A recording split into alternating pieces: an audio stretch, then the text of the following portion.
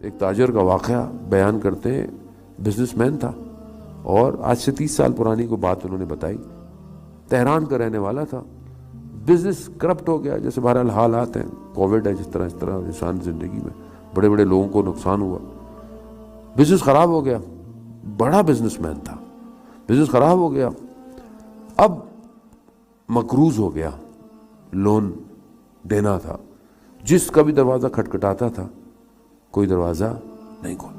حتیٰ بعض جگہ پر اپنی زوجہ کو بھیجتا تھا کہ شاید خاتون دیکھ کر وہ، لیکن سب نے منہ موڑ لیا. ایک دن پریشان بیٹھا ہوا اپنی زوجہ سے کہا کہ میں اب کسی ایک اور کے پاس جاتا ہوں کہ جہاں سے مجھے امید ہے کہ وہ مجھ سے منہ نہیں موڑیں گے. زوجہ نے پوچھا، وائف نے، کہ کہاں؟ کہا امام رضا. کہا کہ میں نے سنا ہے کہ امام رضا جو ہے وہ پورا کر دیں گے. کہا مگر پیسے نہیں ہیں، کیسے زیارت پہ جائیں؟ کہا مجھے نہیں پتا، کہیں سے کچھ کرو.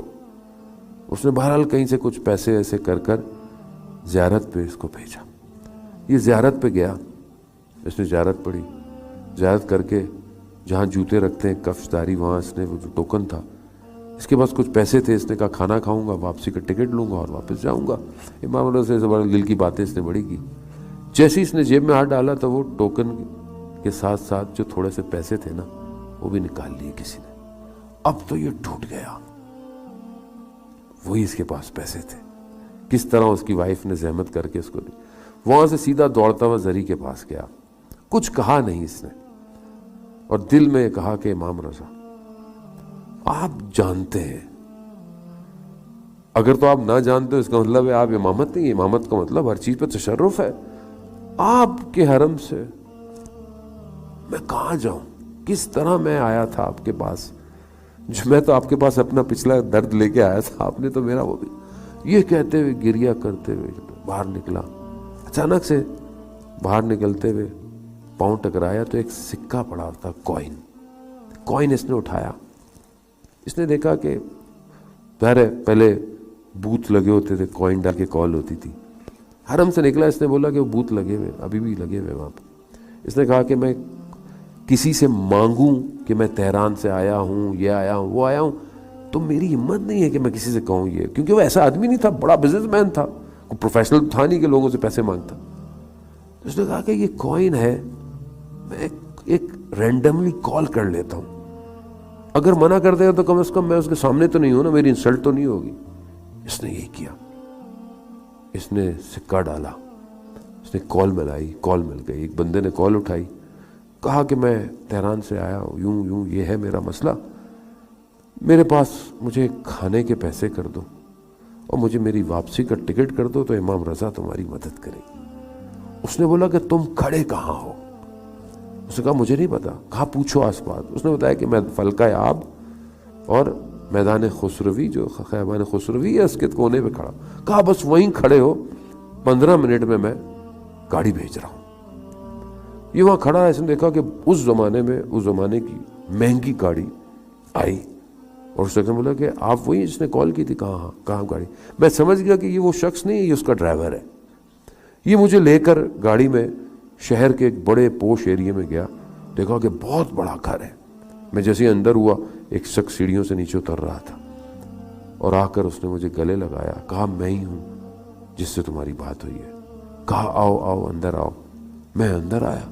اس نے مجھے چائے پلائی، شربت، ایک بڑا اچھا ویلکم دیا. پھر اس کے بعد اس نے مجھے مفصل کھانا کھلایا، بہترین کھانا. اب میں یہ دیکھ رہا کہ کھانا تو میں نے کھا لیا. اب میں نے کہا کہ بزرگوار زحمت ہوگی، مجھے ٹکٹ کے پیسے دیں تاکہ میں واپس جاؤں. اس نے کہا تمہارا مسئلہ کیا ہے؟ اس نے کہا چھوڑے، میں مسئلہ بیان کر کے آپ کے سر میں درد کروں گا، میں امام رضا سے اپنا مسئلہ نہیں. اس نے کہا مسئلہ کیا ہے؟ کہا میں بزنس مین تھا، میرا بزنس خراب ہو گیا، یہ ہو گیا، وہ ہو گیا، کسی نے بہرحال لون ہے میرے پاس. اس نے کہا کتنا لون ہے؟ اس زمانے میں اس نے کہا کہ میرے 200 ملین تومان میرا لون. اس 30 سال 200 ملین بہت ہوتا تھا. ابھی شاید اس کی اتنی قیمت نہیں ہے، ابھی تو شاید 15-20 ہزار ڈالر ہوگا، لیکن اس زمانے میں بہت تھا. کہا کہ اور تمہیں دوبارہ کام شروع کرنے میں کتنے پیسے چاہیے؟ کہا کہ 60-70 ملین. اس نے چیک نکالا اس نے 200 ملین لکھے. اب یہ پریشان ہے کہ یہ کر کیا رہا ہے. دوسرا چیک نکالا, اس نے 70-80 ملین لکھے. اس نے بولا یہ کیا ہے. ایسے میں ایک جوان آیا اور جوان نے اس کو بڑے ادب سے چائے پلائی اور چلا گیا. کہا کہ یہ تم نے اس کو جوان کو دیکھا؟ کہا یہ میرا بیٹا ہے. کہا کچھ عرصے پہلے اس کو کینسر ڈائیگنوز ہوا. کینسر ڈائیگنوز ہوا اور میں اس کو لے کے گیا تہران ہاسپٹل ادھر. انہوں نے کہا کہ اس کا علاج ہمارے پاس نہیں ہے. لندن میں ایک ہاسپٹل ہے, اگر وہ اس کا علاج کر لیں تو یہ بچ سکتا ہے. پیسے والا تھا میں فوراً لندن چلا گیا.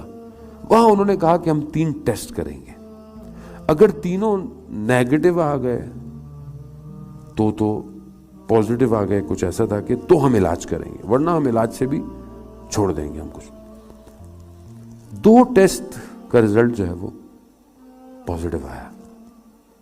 تیسرا ٹیسٹ ہونے والا تھا, وہاں جو کام کرتا تھا اس کو انگلش فارسی, اس نے مجھے بولا کہ دیکھو اس سے پہلے کہ تیسرا ٹیسٹ آئے تم دعا کرو کہ یہ نیگیٹو آ جائے, ورنہ ہم کچھ نہیں کر سکیں گے. یہ 2 پازیٹیو آ گئے. کہہ رہا ہے مجھے پتا تو تھا نہیں, پیسے والا شخص تھا.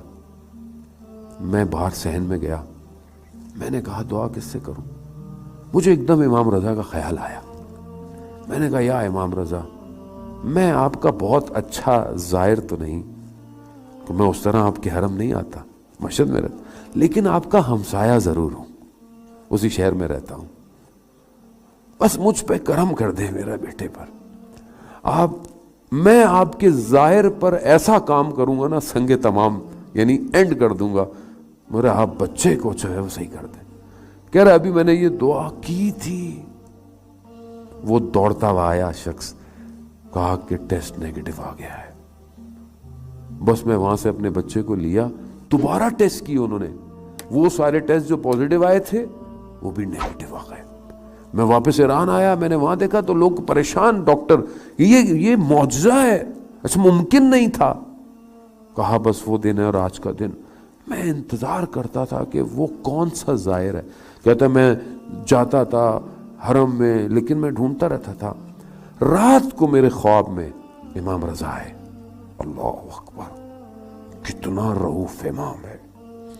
رات کو میرے خواب میں آئے اور مجھے کہا کہ کل ایک زائر آئے گا تمہارے پاس, تو اپنے دفتر چلے جا. بس کہتا ہے میں دفتر میرا بڑا دور ہے, وہاں تو زائر دور دور تک نہیں, میں دفتر میں بیٹھا ہوا. اچانک سے یہ فون بجا. دیکھیں آپ امام رضا